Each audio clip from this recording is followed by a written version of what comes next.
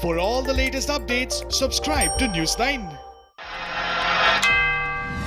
SpaceX and NASA completed a successful and a historic launch. The Falcon 9 rocket carried 2 astronauts aboard, took off smoothly at Florida's Kennedy Space Center for a 19-hour-long journey to the International Space Station. Earlier this week, the launch was postponed due to bad weather, but now SpaceX and NASA completed their much-needed success.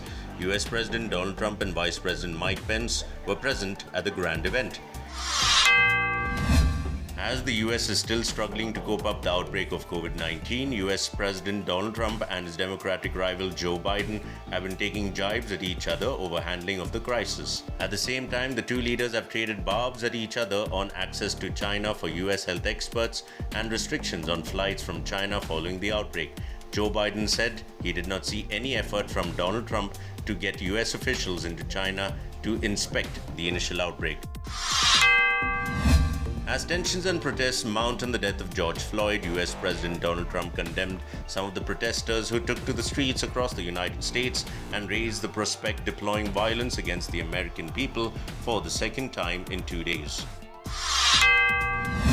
Twitter's decision to fact-check US President Donald Trump's tweets has vaulted most of the biggest players in the Silicon Valley into a political fight with Washington when they least wanted it. The feud between Donald Trump and Twitter CEO Jack Dorsey has been escalating for the past few days now. The UK government announced that competitive sports will be allowed to return behind closed doors from Monday, with the English Premier League all set to resume on June 17th.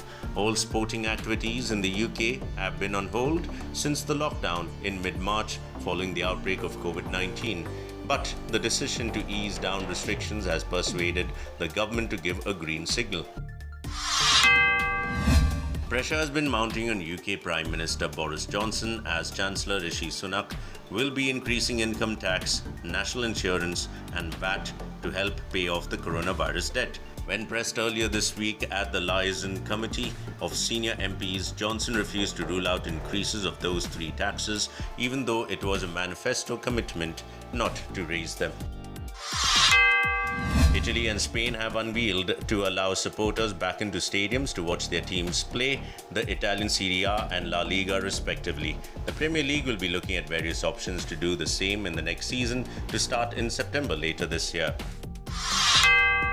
Spain's coronavirus death toll rose to only 4 on Saturday, bringing the total to 27,125, the health ministry said, reflecting a dramatic decline in daily fatalities in recent weeks as the country brings the outbreak under control.